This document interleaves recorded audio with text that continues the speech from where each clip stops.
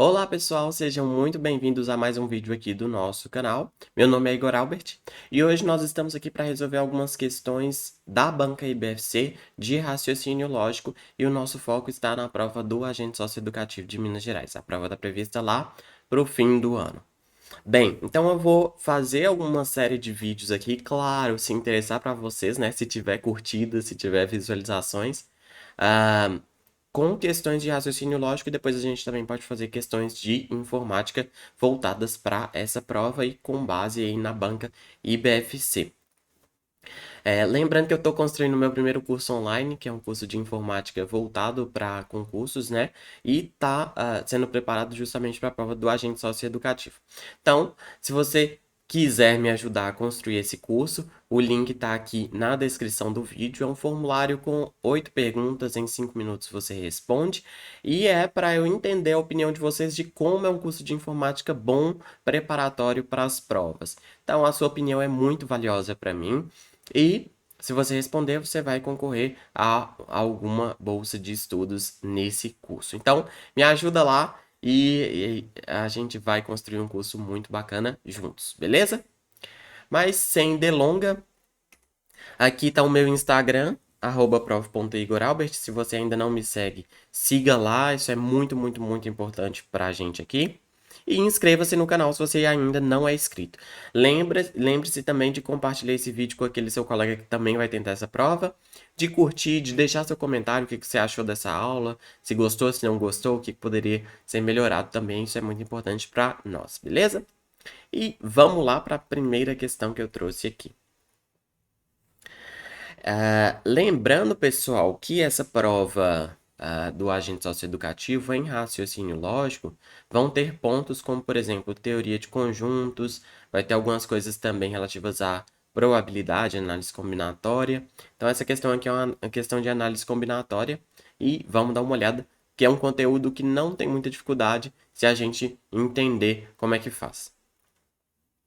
Para que Patrícia possa se cadastrar num sistema de controle de pessoal informatizado, é necessário que ela crie uma senha com exatamente 3 números. Se somente os algarismos 1, 2, 4, 6 ou 7 podem ser utilizados na senha e nenhum pode ser repetido, então o total de senhas possíveis que Patrícia pode criar é igual a. Galera, lembrando também que estamos num vídeo, então você pode pausar e tentar responder, né? Eu até recomendo que você faça isso e depois volta aqui para a gente discutir juntos essa questão, ok? Então, se quiser, dá uma pausa nesse vídeo e tenta responder. Mas vamos entender aqui. A Patrícia ela precisa criar uma senha com 3 números, tá? Com 3 algarismos. E os únicos números que podem ser utilizados é 1, 2, 4, 6 ou 7. Então, ela tem que utilizar 3 algarismos diferentes, porque ela não vai poder criar uma senha, por exemplo, 7, 7, 1. Por quê? Porque ela repetiu o número. Então, ela tem que criar uma senha de 3 números que não se repitam. Então, o que a gente tem que fazer aqui, observando o princípio fundamental da contagem? Esse tipo de problema aqui é o tipo de problema mais simples de análise combinatória que a gente tem, beleza? É bastante tranquilo de a gente resolver. A gente tem que pensar o seguinte: nesse primeiro número aqui, quantas formas de escolher ela tem? Opa, ela pode escolher o 1, o 2, o 4, o 6 ou o 7. Então, ela tem 5 opções, beleza? Se ela já escolheu um aqui, um desses aqui, vamos supor que ela tenha escolhido o número 1. Então, aqui ela só vai poder escolher entre o 2, o 4, o 6 e 7, ou seja, sobraram só 4 opções. E se ela já escolheu, por exemplo, 1 e 7? Então, ela já escolheu 2 números. Sobram só 3 para ela escolher o último aqui, o último número da senha. Beleza? Então, depois que eu contei a forma que ela tem de escolher cada um dos números, o que eu preciso fazer? Multiplicar. Então, 5 vezes 4, 20 vezes 3, 60. São 60 formas de ela escolher uma senha e, portanto, a alternativa é a alternativa D, de dado. Beleza? Então, essas questões aqui, elas são referentes ao princípio fundamental da contagem. Eu preciso olhar para as formas que eu tenho de escolher cada parte ali, e depois eu multiplico o número de formas de escolher cada parte para encontrar o número de possibilidades total que eu tenho de formar essa senha, nesse caso. Beleza? Não é difícil, é tranquilo. A gente só precisa se acostumar aos tipos de problemas e por isso que é tão importante resolver questão. Muita, muita, muita questão do assunto e, sobretudo, da sua banca para você se acostumar ao jeito da sua banca. Beleza? Vamos para a próxima? Questão de número 2, que também é um assunto da sua prova, se você vai tentar o agente socioeducativo, que é a teoria de conjuntos. Então, conhecer as operações de conjuntos, união, interseção, diferença, é fundamental para a gente conseguir responder essas questões aqui. Ao observar, lembre-se, se você quiser, pause o vídeo e tente responder. Ao observar os conjuntos finitos A e B, né, o A tem os elementos 1, 3, 5, 7 e 9 e o B tem 0, 2, 3 e 7. Marcelo afirmou que a diferença entre os dois conjuntos nessa ordem é... Gente, e o que é diferença de conjuntos? Diferença de conjuntos é o que tem em um e não tem no outro, tá? E perceba o seguinte, a diferença de A para B não é igual à diferença de B para A. Vamos até discutir isso aqui nessa questão. Bem, então se eu vou fazer a diferença de A para B, que é o que ele me pediu, né? Que ele pediu nessa ordem, é o quê? São os elementos que eu tenho em A e não tenho em B. Opa, o 1 está no A e não está no B, então ele está na diferença. O 3 está no A e está no B. Opa, então eu não vou colocar. O 5 está no A e não está no B, então ele vem para a diferença. O 7 está no A e está no B, então ele não vai para a diferença. E o 9 está no A e não está no B. Portanto, 1, 5 e 9 é a diferença de A menos B. Agora, se a gente fizesse B menos A, vou até mudar de cor aqui. B menos A, como é que ficaria? O número 0 a gente tem no conjunto B e não tem no A. Então, ele vem para a diferença. O 2 a gente tem no B e não tem no A. O 3 a gente tem no B, só que tem no A também, então ele não vem. E o 7 tem no B e tem no A. Então, ele também não vem para a diferença, portanto, ficou só o 0 e o 2. Então, o que você tem que fazer é olhar para a ordem que precisa ser feita e perceba que nessa questão aqui, se você fizesse a ordem errada, também teria alternativa. Então, as bancas vão explorar isso, né, nesse tipo de questão. Nesse caso, a resposta é B. Então, aqui a dificuldade é só entender em qual ordem que eu preciso fazer a diferença. E aí, olha, para o primeiro conjunto, se tiver o elemento no segundo conjunto, você corta. Se não tiver, você mantém o elemento na diferença, na subtração. É o que tem nesse e não tem nesse. O que tiver, você vai cortando. Beleza? É super tranquilo a operação de diferença de conjuntos. Então, a alternativa correta, a alternativa é B de bola. Beleza? Tranquilo? Então, vamos para a questão de número 3. Maria das Graças verificou que a união entre dois conjuntos A e B é o conjunto U, que é 0, 1, 2, 4, 5 e 7. Desse modo, os conjuntos A e B devem ser, né? Pessoal, o que é a união de conjuntos? São todos os elementos que estão em pelo menos um conjunto. E lembrando que pela própria definição de conjuntos numéricos, a gente não pode ter elementos repetidos dentro de um conjunto. Então, se existe um elemento igual nos dois conjuntos, esse elemento vai aparecer uma vez só no conjunto união. Vou dar um exemplo aqui para vocês. Vamos supor que o conjunto A seja o conjunto 0, 1. E que o conjunto B seja o conjunto 1, 2, 5. Beleza? Como é que eu faço a união? Eu pego todos os elementos que estão em pelo menos um dos conjuntos. Então, o 0, o 1, que são do conjunto A. Vou pegar o 1 de novo? Não, porque ele já está aqui e conjunto, por definição, não tem elementos repetidos. Então, Os elementos do B agora que não se repetem são só o 2 e o 5. Então, essa é a união entre dois conjuntos, beleza? Então, se eu quero formar um conjunto união assim, eu preciso que os dois conjuntos, né, que cada um deles tenha esses elementos aqui. Na verdade, um deles tem que ter cada elemento. Pelo menos um deles tem que ter cada um desses elementos aqui. Então, vamos olhar. Se eu juntar o A e o B aqui, vamos fazer uma por uma até para a gente praticar. Se eu fizer a união de A com B na letra A, o que que eu vou ter? Vou pegar todos os elementos do conjunto A e vou pegar os que não estão repetidos no conjunto B. Então, o 2 e o 4 eu já escrevi, vou pegar só o 7 e o 8. Opa, mas cadê o 5? Não apareceu. Então, não é essa a resposta. Vamos olhar para a letra B. Qual que é a união? O A é o 4, 5, 7. E o B, vou pegar o 1, o 2, o 7 eu já escrevi. Então, ficou 1, 2. Só que cadê o 0? Não apareceu. Vamos ver a letra C. Qual que é a união? 2, 4, 7 que estão lá no conjunto A. E vou pegar os que não se repetem aqui no conjunto B. 0, 1 e 5. Opa, 0, 1, 2, 4, 5, 7. 0, 1, 2, 4, 5, 7. Exatamente. E vamos olhar por fim a letra D.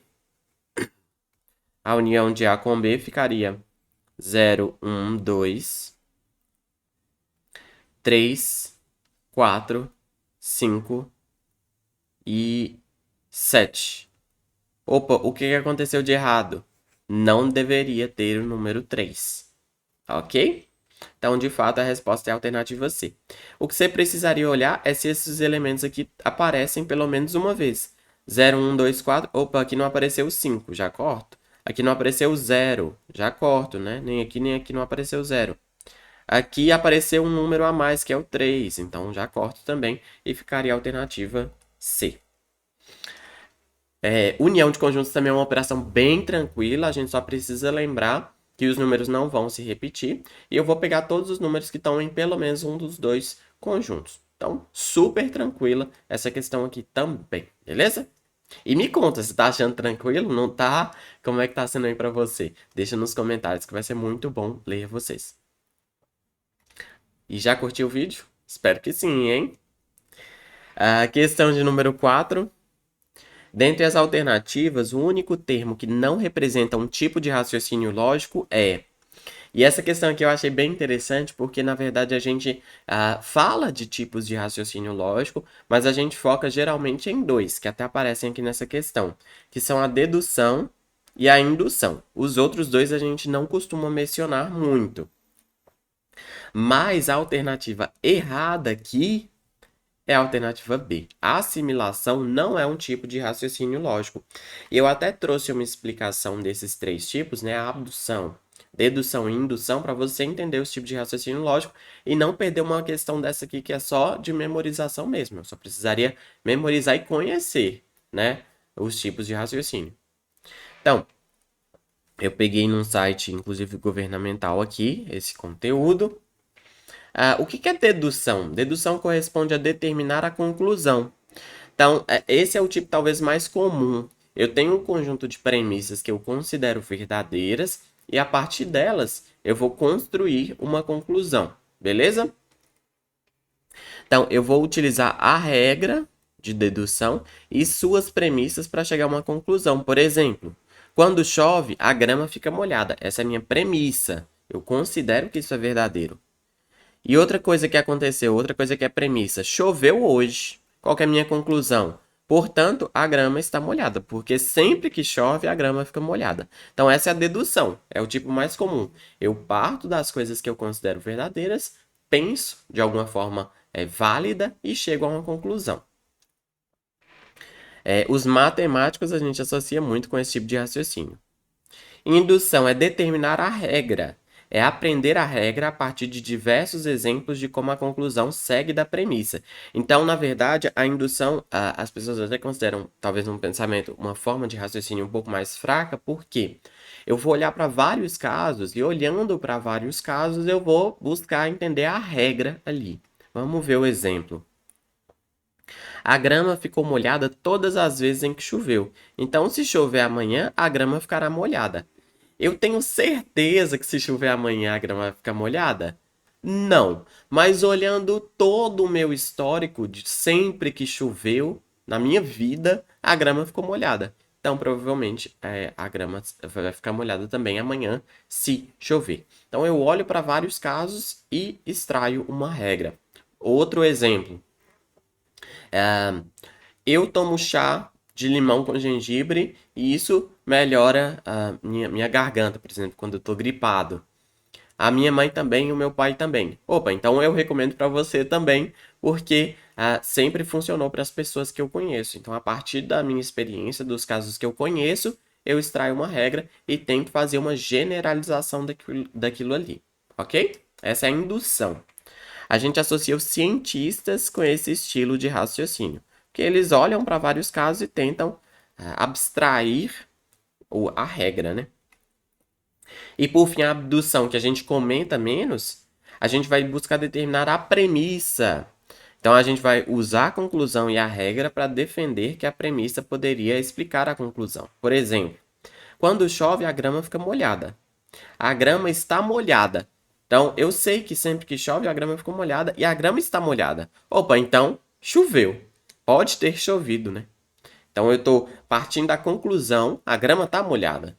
Então, choveu. Eu busquei o que era a premissa, o que aconteceu, né? O que eu considero como verdade para chegar ao ponto em que estamos hoje. E a gente associa esse tipo de raciocínio aos diagnosticistas e detetives, que eles olham para o que aconteceu, o detetive olha para o crime ali, e a partir do crime ele vai tentar entender o que se passou naquele caso. Beleza? Então é bom anotar, tira um print, anota esses tipos de raciocínio, porque eles podem estar numa questão, inclusive, muito simples e basta só conhecê-los. E por fim, vamos para a questão, a alternativa era a B, né? Porque a assimilação não é um tipo de raciocínio. E vamos para a última questão, questão de número 5. Essa questão aqui é uma questão em que a gente precisa conhecer os conectivos lógicos e a forma de eles serem aplicados na língua natural, no português, para a gente responder. Mas é uma questão tranquila também. Adriana verificou que a simbologia lógica. E aí a gente precisa saber que esse aqui, ó, é o símbolo do ou. Esse aqui é o símbolo do não, né? Esse aqui é o símbolo do sim então, é a implicação. Pode ser representada pela proposição composta. Então, eu tenho que ter alguma coisa ou alguma outra coisa. E se essa coisa aqui, então uma outra coisa. E a frase provavelmente vai aparecer negada de alguma forma. Então, se o documento foi emitido ou o formulário não foi preenchido, então, ó, o se então aqui, a ação foi julgada. Opa, então o P está aqui, o formulário não foi preenchido, o não que está aqui, a ação foi julgada. Então, esse aqui é o R, justamente o que a gente precisava. Apareceu o ou, apareceu o não, apareceu o se então. Então, a alternativa correta é a alternativa A. Letra B. O documento foi emitido ou o formulário não foi preenchido. Se somente se. Opa, o símbolo do se somente se é a bicondicional. É a seta que vai e vem, não é a seta unidirecional. Então, essa aqui está errada. Se o documento foi emitido, então o formulário não foi preenchido. Se o documento foi emitido, então. Opa, mas ele colocou uma premissa só do lado de cá. Só que do lado esquerdo do se, então, a gente tem duas premissas ligadas com o ou, né? Então, não pode ser essa também. E se o documento foi emitido e o formulário não foi preenchido, então a ação foi julgada. Se o documento foi emitido e, então aqui ele trocou. Não era e, era o ou que deveria aparecer. Beleza? Então a ação foi julgada. Então, de fato, a alternativa correta é a alternativa A. Galera, só uma observação que eu acho importante de fazer, que é o seguinte. Lá apareceu não que, beleza? Só que vamos colocar o que como sendo eu não comi. Eu não comi. Se a proposição que for eu não comi, a negação de que vai ser eu comi.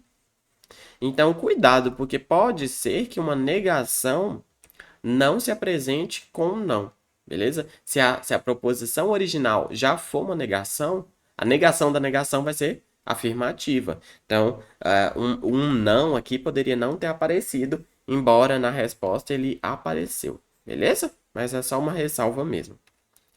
E lembrando também que eu tenho um curso de raciocínio lógico gratuito aqui, no meu canal. Se você não conhece, eu vou te convidar para dar uma olhada. Talvez você queira tirar alguma dúvida e conhecer alguma coisa mais a fundo disso que a gente falou aqui hoje. Mas essas foram as questões que eu trouxe para a gente discutir nesse foco que nós estamos para a banca e BFC do concurso do agente socioeducativo. E espero que vocês tenham gostado. Deixe nos comentários se você gostou ou não gostou.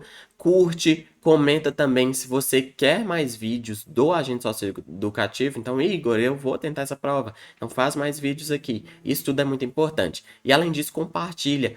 Eu preciso de visualizações no meu canal, preciso de curtidas, preciso de comentários. Isso tudo nos ajuda muito. Lembre-se de nos seguir no Instagram, de se inscrever no canal e de também preencher o formulário sobre o meu curso de informática. Beleza? Muito obrigado por estarem aqui comigo mais uma vez e até logo. Falou!